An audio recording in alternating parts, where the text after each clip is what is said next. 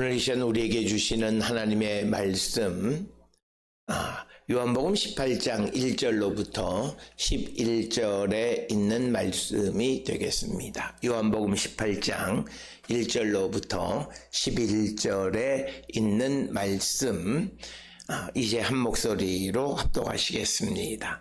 예수께서 이 말씀을 하시고 제자들과 함께 기드론 시내 건너편으로 나가시니 그곳에 동산이 있는데 제자들과 함께 들어가시니라. 그곳은 가끔 예수께서 제자들과 모이시는 곳이므로 예수를 파는 유다도 그곳을 알더라. 유다가 군대와 대제사장들과 바리새인들에게서 얻은 아랫사람들을 데리고 등과 횃불과 무기를 가지고 그리로 오는지라. 예수께서 그 당할 일을 다 아시고 나아가 이르시되 너희가 누구를 찾느냐? 대답하되 나사렛 예수라 하거늘 이르시되 내가 그니라 하시니라. 그를 파는 유다도 그들과 함께 섰더라. 예수께서 그들에게 내가 그니라 하실 때에 그들이 물러가서 땅에 엎드러지는지라. 이에 다시 누구를 찾느냐고 물으신데 그들이 말하되 나사렛 예수라 하거늘 예수께서 대답하시되 너희에게 내가 그니라 하였느니라. 나를 찾거든 이 사람들이 가는 것을 용납하라 하시니 이는 아버지께서 내게 주신 자 중에서 하나도 잃지 아니하여 싸움나이다 하신 말씀을 응하게 하려 함이로라. 이에 시몬 베드로가 칼을 가졌는데 그것을 빼어 대제사장의 종을 쳐서 오른편 귀를 베어 버리니 그 종의 이름은 말고라. 예수께서 베드로더러 이르시되 칼을 칼집에 꽂으라. 아버지께서 주신 잔을 내가 마시지 아니하겠느냐 하시니라. 아멘. 오늘 우리가 함께 읽은 요한복음 18장 1절로부터 11절에 있는 말씀은 이제 요한복음 18장으로부터 20장 31절까지의 크게 요한복음의 세 번째 파트에 해당하는 부분으로서 예수님의 순환 부활에 대해서 기록하고 있는 그 첫 번째 부분이 18장 1절로부터 11절의 부분이 되겠고, 특별히 오늘 우리가 함께 읽은 요한복음 18장은 크게 세 부분으로 되어서 오늘 우리가 읽은 18장 1절로 11절에서는 기드론 시내 건너편 겟세마네 동산에서 예수님이 잡히시는 그런 내용이 1절로 11절의 말씀이고, 이어지는 12절로부터 38절까지는 대제사장과 빌라도 앞에서 신문을 받으시는 예수님에 대해서 기록하고 있고, 그리고 세 번째 39절로 40절에서는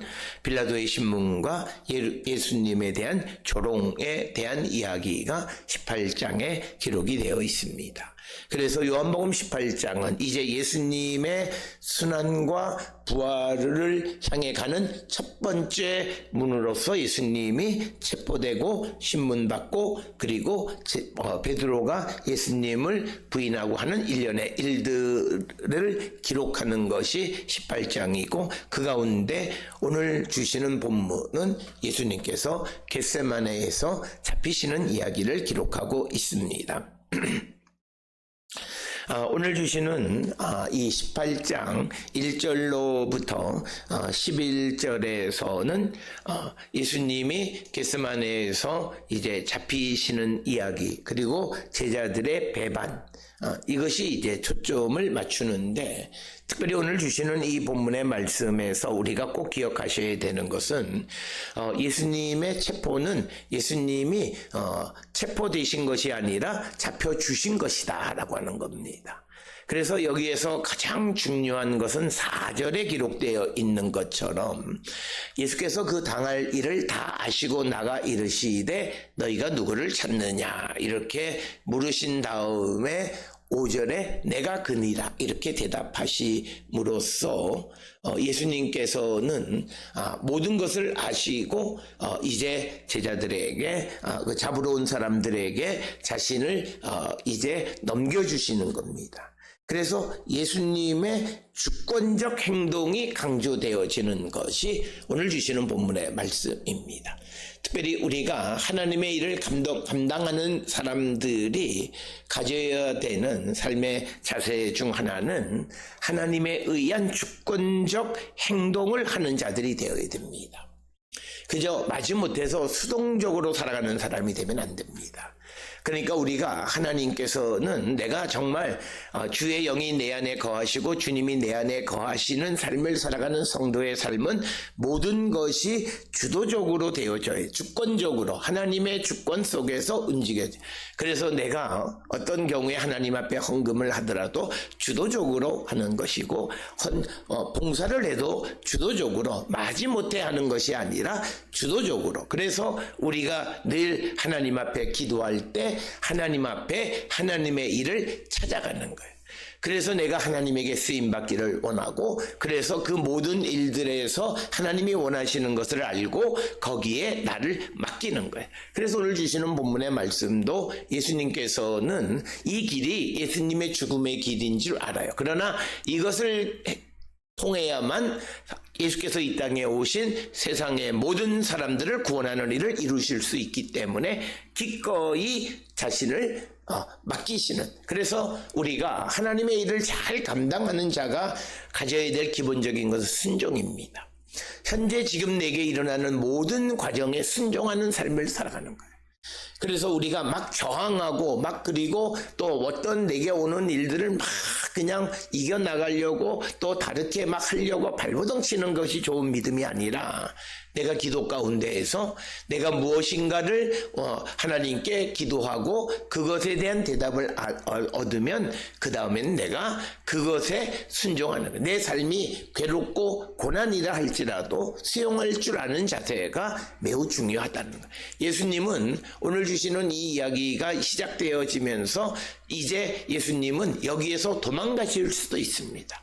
지금 저녁에 와서 이제 횃불 들고 찾아와서 그들에게 이제 누구를 찾아왔느냐 했을 때 나사렛 예수라 그랬을 때 예수님께서 제자들한테 그들을 좀 막으라 그러고 예수님은 도망가시면 그것이 그 감람산으로 올라가는 기슭이기 때문에 얼마든지 자신을 숨길 수 있어요. 밑으로 계곡으로 가든 아니면 산으로 도망을 가서 베다니 벳바기 쪽으로 도망가시든. 그렇지만 예수님은 그렇지 않고 이제 다시 자신이 당할 모든 일들을 아신 그 당할 일에는 죽음도 있고 그 다음에 죽음 다음에 있는 부활 그리고 다시 아버지께로 돌아가는 승귀 승천 그리고 다시 성령을 보내시는 성령강 이 모든 것을 아시고 그 모든 하나님의 섭리 가운데 지금 내가 해야 되는 이 단계의 일에 저항하지 않고 순종하셨다는 거예요. 이것이 참된 순종입니다. 2025년을 살아가면서 하나님이 내게 원하시는 삶 거기에 내가 순종하고 살아가는 삶이 참된 순종이다라고 하는.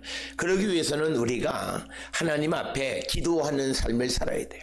그래서 우리는 늘 새해가 되어지면 그저 내가 금년에 계획한 내 인생의 목표나 또는 사업의 목표나 또는 내가 가지고 있는 꿈을 이루기 위해서 지금 무엇을 해야 되는 이런 것들에 대한 계획들은 잘 세우지만 그러나 하나님 내가 하나님의 구원의 계획 속에서 나의 인생 속에서 하나님이 지금 내게 원하시는 것이 무엇이냐를 묻고 거기에 응답하는 삶을 살아가는 거예요. 거기에 순종하는 삶을 살아가는 거예요.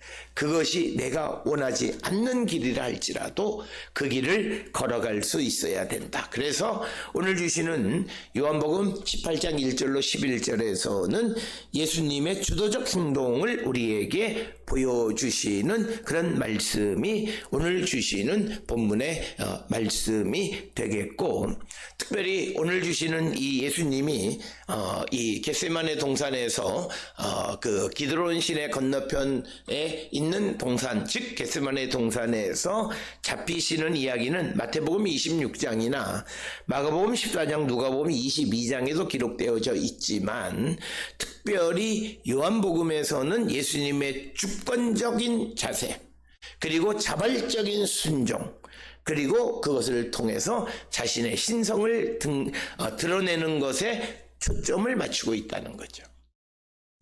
그래서 우리가 복음서, 네 복음서 안에 예수님에 관한 모든 것이 기록되어 있으면서 약간씩의 차이점이 있는데 그것을 통해서 우리에게 보여주는 특징이 있는데 요한복음에서의 특징은 예수님의 주권적 태도라는 거죠. 그래서 오늘 우리가 이 땅을 살아가는 모든 성도들도 나는 내 안에 계시는 주의 성령과 하나님의 섭리와 계획 속에서 살아가는 주권적 자세를 가지고 나의 삶을 살아가는 자가 되어야 돼요. 그냥 하루하루 마지못해서 가기 싫고 일하기 싫고 이건 우리가 믿음 안에 있는 사람의 모습이 아닙니다. 그래서 가끔 우리는 사람의 일을 하다 보면 힘들고 그러다 보면 번아웃이 되고 어쩌고 저쩌고 그런 세속적이고 사람적이고 인간적인 말은 좀 그만 좀 하고 내가 하는 일이 하나님이 내게 주신 거라면 내게 역사하시는 하나님의 주권적인 그런 능력으로 주권적으로 모든 내게 주어진 일을 감당하는 자세가 필요하고 그리고 자발적으로 하나님에게 순종하는 그래서 우리가 성령의 충만한 가운데 살아가는 사람들의 특징은 자발성이에요. 그 자발성이라는 것은 내 안에 계시는 성령의 인도함에 따라 순종함으로 말미암은 자발성이에요. 그런 삶을 살아가는 자들이 되어야 함을 강조하는 것이 요한복음의 기록의 특징 중 하나이다라고 하는 것을 기억하셔야 되겠고 그러면서 오늘 주시는 본문 1절에 보게 되면 그 예수님께서 이제 1절에 예수님께서 이 말씀을 하시고 제자들과 함께 기드론 시내 건너편으로 나가시니 그곳에 동산이 있는데 제자들과 함께 들어가시니라 이렇게 기록이 되어 있습니다. 특별히 오늘 주시는 이 본문의 말씀을 이해하려면 요한복음 14장 31절에 예수께서 자 일어나 여기를 떠나자 이렇게 말씀하셨는데 그때 예수께서 자 일어나 여기를 떠나자라고 말씀하신 그것이 어디를 가셨냐라고 하는 것에 대해서 일반적으로는 예수님이 이제 예루살렘 거리를 거닐면서 제자들에게 고별 설교를 고별 말씀을 하셨다라고 하는 것이 일반적인 그런 해석이 되겠습니다. 그래서 15, 16, 17장 그래서 예수님의 마지막 담화나 그리고 17장에 있는 예수님의 기도는 그래서 예루살렘의 성전산에서 한 기도이고 그 성전산에서 기도한 것을 마치신 후에 그 다음에 동쪽에 있는 기드론 시내를 건너서 바로 동산으로 기록된 겟세마네 동산에 제자들과 함께 들어가셨다라고 하는 것이 일반적인 이해가 되겠습니다. 그래서 오늘 주시는 본문에서 예수께서 이 말씀을 하시고라고 하는 이 말씀을 하시고는 작게는 17장에 있는 예수님께서 마지막 그 대제사장적 기도를 드리고 나서라고 하는 것이고 조금 더 확장하면 15, 16장에서 고별 담화 예수님이 마지막 제자들에게 말씀하시는 고별 담화와 마지막 기도를 하시고 그 두 개를 다 포함해서 이제 제자들과 함께 기드론 시내 건너편으로 나가서 그곳에 동산이 있는데 제자들과 함께 갔다.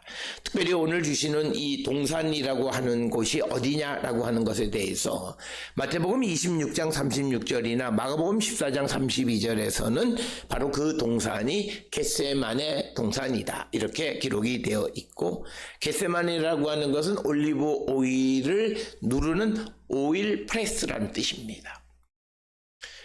그러니까 이것은 감람산은 말 그대로 감람나무, 올리브나무가 많이 자라는 곳이고 그래서 그 산 기슭에 그 감람나무의 열매 감람을 따서 기름을 짜는 그 오일 프레스가 있는 그곳에 들어가셨다라고 하는 겁니다.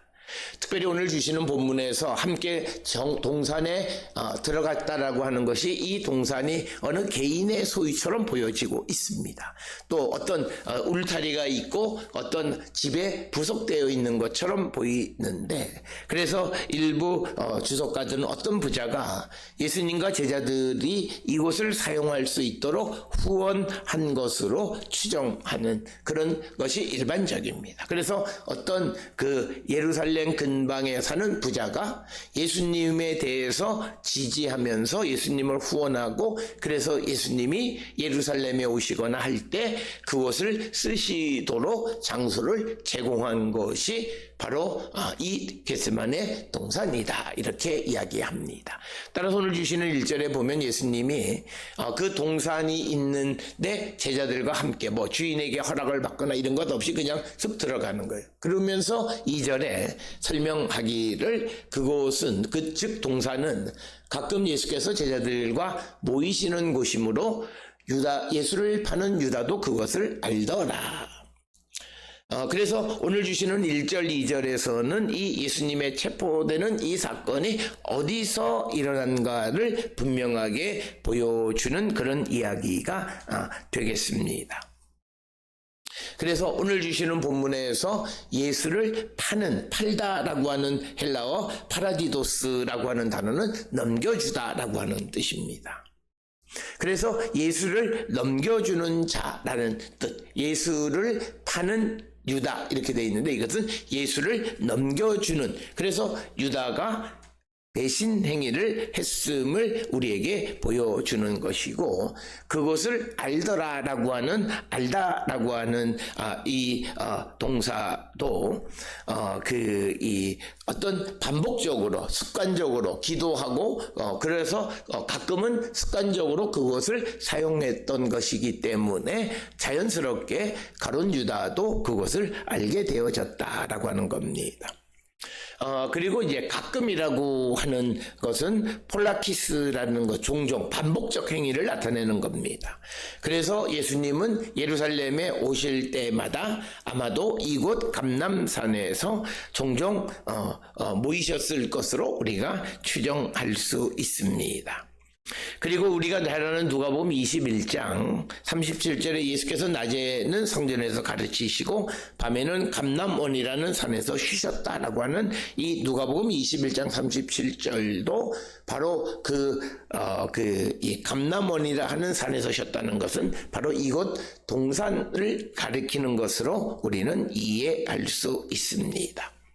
자, 그래서 1절, 2절에서 이제 예수께서 잡히신 곳은 제자들과 함께 예수께서 모이시었던 곳, 그곳 동산, 즉 겟세마네 동산에서 잡히셨음을 분명하게 보여주고 있고, 이어지는 3절에서 이제 유다가 군대와 대제사장들과 바리새인들에게서 얻은 아랫사람을 데리고 등과 횃불과 무기를 가지고 오니라 라고 하는 겁니다. 특별히 오늘 주시는 본문에 군대라고 하는 것은 헬라어 스페이라라고 하는 것이고, 요한복음에서 스페이라는 항상 로마 군인을 가리키는 겁니다. 로마 군인을 가리키는 거고, 대략적으로 한 600여 명 정도로 구성된 군단을 표현할 때 스페이라라고 하는 명사를 사용하게 되겠고, 오늘 주시는 이 본문에서는 대략적으로는 아마도 한 중대 규모 정도를 보냈을 것이다. 그러니까 스페이라, 즉 600명 정도가 속해 있는 대대 규모 중에서 중대 120명 정도를 데리고 왔을 것으로 우리가 이해할 수 있고, 그 다음에 이제 대제사장들과 바리새인들에게서 얻은 아랫사람들이라고 하는 겁니다. 성전 경찰, 요한복음 7장 32절에 기록되어 있는 성전에서 성전의 질서를 유지하는 경찰 정도로 이해할 수 있습니다. 이것은 군대와 대제사장과 바리새인에게서 얻은 아랫사람을 데리고 가룟 유다가 예수님을 잡으러 왔다라고 하는 것은, 가룟 유다가 대제사장 바리새인들에게 예수님을 넘겨주기 위해서 빌라도에게 요청해서 로마 군대의 한 부대까지 동원했음을 알 수 있습니다. 그러니까 그 가룟 유다에게 요청한 것은 아마 대제사장이나 바리새인이 되겠는데, 그래서 하여튼 대제사장 바리새인들 뿐만 아니라 빌라도까지를 동원해서 예수님을 체포하러 사람을 보냈고, 등 횃불 무기를 가지고 그리로, 즉 동산으로 왔다라고 하는 겁니다.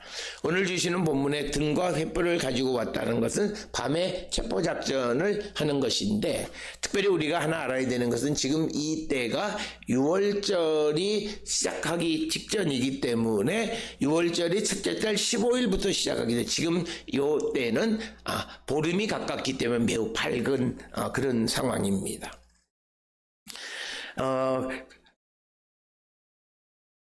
그래서 등불과 횃불이 어떤 의미가 있는지는 그 길을 밝히려고 하는 것이라기보다는 그냥 어떤 그 예수님의 제자들이 저항할 것을 대비했기 때문에 등 횃불 그리고 무기도 가지고 왔다라고. 이 무기라고 하는 것은 로마 군인들이 가지고 있는 겁니다.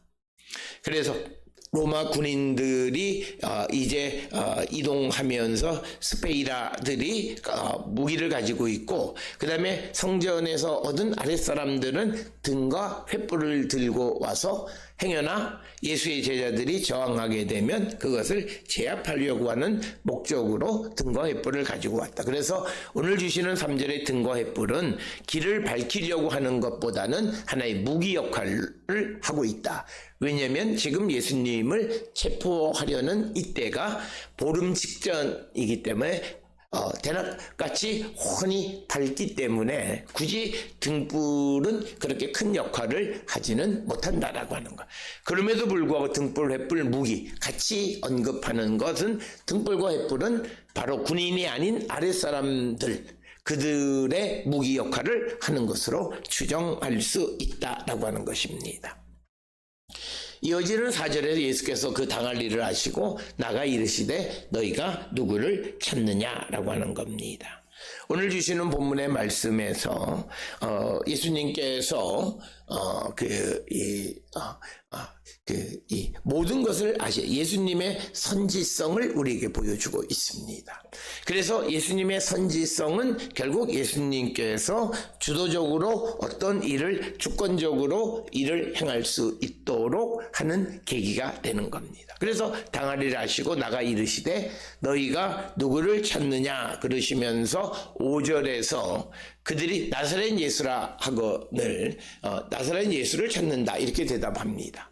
그러니까 예수님이 대답하는 내가 그다. 에고 에이미라고 하는 아주 유명한 말입니다. 이렇게 되니까 그 파는 유다도 그들과 함께 섰더라. 예수께서 6절에 그들에게 내가 그니라 하실 때에 그들이 물러가서 땅에 엎드러지는지라. 그래서 오늘 주시는 본문의 4, 5, 6절은 예수님께서 자신의 신적 선언을 나타내는 겁니다. 특별히 오늘 주시는 본문에서 에고에임이라고 하는 이 단어는 이것은 출애굽기 3장 14절에서 나는 스스로 있는 자라고 하는 것과 아주 매우 관련이 있는 그런 표현이고, 요한복음에서는 예수님의 어떤 그 신성을 나타내는 에고에임이라고 하는 이 전형적인 상투어가 여러 차례 반복적으로 사용되어지는 것을 보게 되고 예수님의 자기소개가 되겠습니다. 그리고 그렇게 말씀하실 때 그를 파는 유다도 거기에 함께 있었다.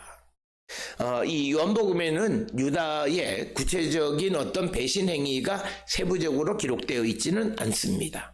즉 어떤 대제사장과 바리새인들과의 어떤 사전 공모, 마태복음 26장에 있는 이야기라든지 또는 예수님을 특정하기 위해서 입맞춘다는 마태복음 26장이나 또 마가복음 14장, 누가복음 22장 등에 기록되어 있는 이런 내용들은 생략되어져 있습니다. 그러면서도 유다가 그들과 함께 있었다라고 말하고 있습니다. 그러면서 6절에 예수님께서 내가 그다 이렇게 대답하시니까 그들이 물러가 땅에 엎드러졌다. 땅에 엎드린 것이다 라고 하는 겁니다. 그래서 오늘 주시는 본문의 말씀에서 왜 그들이 땅에 엎드려졌느냐라고 할 때 이것에 대한 해석도 여러 가지 해석을 가능하게 할 수 있습니다. 첫째는 정원이 어둡기 때문에 갑자기 나타나서 내가 그다라고 하는, 그래서 사람들이 그 권위에 스스로 굴복했다라고 하는 것은 너무 인위적 설명입니다. 앞에서 말씀드렸듯이 지금 이 때가 그렇게 어두울 때도 아니고 그저 저녁이라도 거의 사람들을 알아볼 수 있을 만큼 달이 환하게 떠 있는 때이기 때문에 아마 어두운 곳에 갑자기 나타나 내가 그다 이렇게 말하기 때문에 스스로 굴복했다 이렇게 되는 것은 설명하기보다 그것은 좀 우리가 이해하기 쉬운 설명이 되기 어렵고, 무엇보다도 예수님이 내가 그다라고 말하니까 이것은 하나님께서 자기를 소개하는 방식과 같은 방식으로 이 소개하는 것에 놀라서 그들이 땅에 엎드러졌다. 일반적으로 이 땅에 엎드러지느니라라는 이 표현은 하나님의 계시가 나타났을 때 거기에 대한 인간의 반응이 땅에 엎드리는 겁니다. 그렇기 때문에 에고임이라고 하는 것과 땅에 엎드렸다라고 하는 것을 연결시켜서 보게 되면 그들이 땅에 엎드린 이유는 예수께서 하나님이 자기를 소개하시는 방식과 비슷한 방식으로 자기를 소개하는 것에서 그들이 하나님의 계시를 듣는 듯한 그런 반응을 보였다, 이렇게 설명할 수 있다라고 하는 것입니다. 그래서 예수께서 7절에 이에 다시 누구를 찾느냐고 반복적으로 물으시고 그들이 말하되 나사렛 예수라 이렇게 대답을 합니다. 그래서 반복적으로 누구를 찾느냐고 질문하고 거기에 대해서 예수다라고 하는 것은 그들이 예수님을 잡으러 왔다라고 하는 것을 분명히 밝히고, 다시 한번 8절에서 예수께서 대답하여 이르시되 너희에게 내가 그니라 하였으니 나를 찾거든 이 사람이 가는 것은 용납하라 하시니. 그래서 오늘 주시는 이 8절에 있는 이 말씀을 좀 쉬운 번역으로 예수께서 말씀하셨다.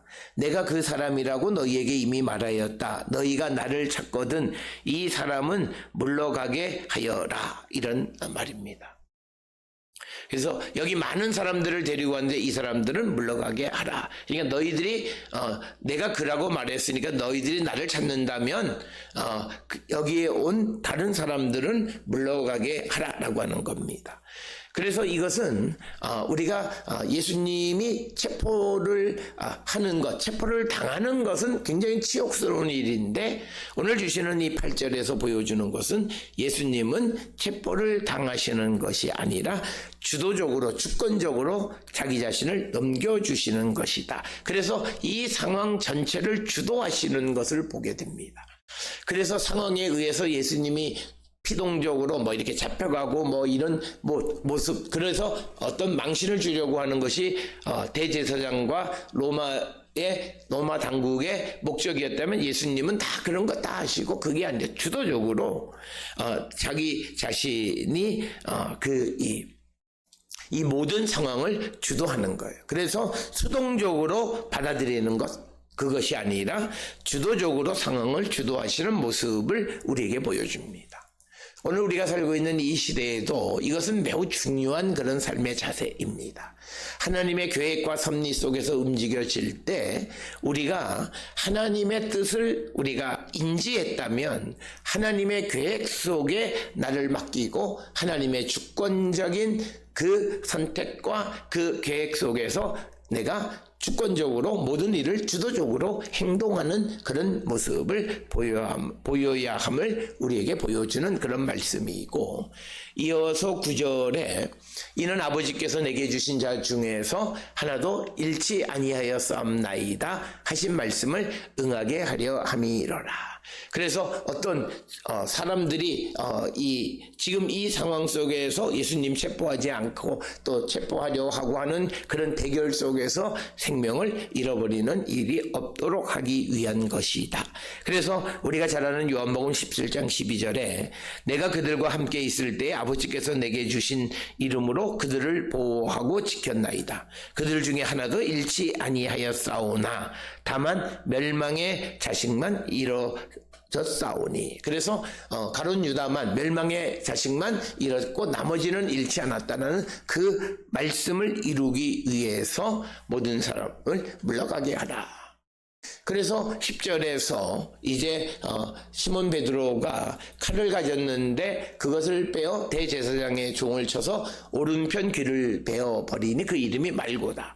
그래서 베드로가 칼을 이제 쓰는 거예요. 인간적 방법을 사용하는 베드로의 모습이 10절의 모습이 되겠습니다. 특별히 오늘 주시는 본문의 칼이라고 하는 것은 단검 혹은 작은 칼을 뜻하는 것이고, 누가복음 22장 35절로부터 38절에 따르면 최후의 만찬 자리에 두 자루의 칼이 있는데 그 가운데 베드로가 하나를 가지고 와서 예수님의 체포라는 수치를 막기 위해서 폭력을 사용하려고 했던 모습이 10절의 모습이다라고 하는 겁니다. 그러자 11절에 예수님의 반응은 우리가 잘 알다시피 예수께서 베드로더러 이르시되 칼을 집에 꽂으라. 아버지께서 주신 잔을 내가 마시지 아니하겠느냐 하시니라. 예수님의 자율적 순종의 모습을 보여줘요. 하나님께서 내게 주신 잔, 여기에서 말하는 잔이라고 하는 것은 우리가 잘 아는 것처럼 죽음을 가리키는 거고, 더 포괄적으로 예수님의 고난, 순환, 이 모든 것, 그러니까 하나님의 섭리 속에 있는 하나님이 내게 주시는 잔을 내가 마시지 아니하겠느냐, 마셔야만 한다는 거고, 자율적 순종의 모습을 우리에게 보여주는 것이 되겠고, 오늘 주시는 10절 11절에서 우리가 베드로의 인간적 방법과 예수님의 순종의 방법 사이의 차이입니다. 그래서 베드로는 마치 칼을 가지고 그 예수님을 잡으러 온 사람들을 물리치는 것이 자기가 예수님에 대한 순종이라고 생각했지만, 그러나 예수님께서 생각하는 나를 위하는 길은 내가 아버지의 계획과 섭리를 잘 지키며 살아가게 돕는 것임을 분명하게 말합니다. 그래서 아버지께서 주신 잔을 내가 마시지 아니하게, 마셔야만 한다라고 하는 거예요. 따라서 오늘 우리가 세상을 살아가면서 누구를 돕고 하는 일이 인간적 방식으로만 생각하는 것이 아니라 하나님의 일을 계획하고 하나님의 일을 그가 잘할 수 있도록 돕는 것, 이것이 매우 중요한 것이고, 바로 그것이 하나님의 계획과 하나님의 뜻에 순종하는 것이다. 오늘 우리가 세상을 살아가면서 우리는 인간적 생각 속에서 베드로처럼 칼로 모든 것을 해결하려 할 때가 많습니다. 그러나 예수님은 칼로 이 지금 나를 잡으러 온 사람들을 막는 것이 아니라 오히려 내게 주신 잔을 마시고 내가 나를 그들에게 넘겨주는 것이 바로 하나님의 뜻이다 라고 하는 것을 분명하게 우리에게 보여주고 있습니다. 그래서 오늘 주시는 본문의 말씀에 예수님은 이제 신적인 권위를 갖고 계심에도 불구하고 하나님의 계획과 섭리에 전적으로 순종하는 모습을 보여주고 있고, 하나님께서 섭리 가운데 계획하신 예수님의 십자가의 죽음도 적극적으로 수용하시는 예수의 모습을 우리는 본받아야 합니다. 특별히 우리가 주를 위해서 살아가는 인간적 생각, 사람의 일을 생각하면서 내가 생각하는 것이 아니라 정말 하나님의 일을 생각하고 하나님의 계획과 하나님의 섭리 가운데에서 모든 일들을 행하는 자가 되어야 함을 우리에게 가르쳐 주는 것이 오늘 주시는 본문의 말씀이 되겠습니다. 오늘 주시는 요한복음 18장 1절로 11절의 말씀에 등장하는 예수님의 주권적인 행동, 그래서 자신을 하나님의 계획과 섭리 가운데 넘겨주는 참다운 순종을 우리에게 보여준 그런 이야기가 오늘 주시는 본문이고, 우리도 이런 순종을 하고 살아가는 사람, 그래서 당장 인간의 생각에 좋은 것을 하는 것이 좋은 것이 아니라 하나님의 계획대로 살아가는 삶이 그것이 정말 순종하는 삶이고 그리스도를 위해서 주를 위한 삶임을 분명히 보여줍니다. 오늘 주시는 본문을 통해 우리의 삶을 다시 한번 성찰하고 우리도 하나님의 계획과 섭리 속에 순종하는 삶을 살기로 결단하는 우리 모든 성도들이 될 수 있기를 주의 이름으로 축원합니다.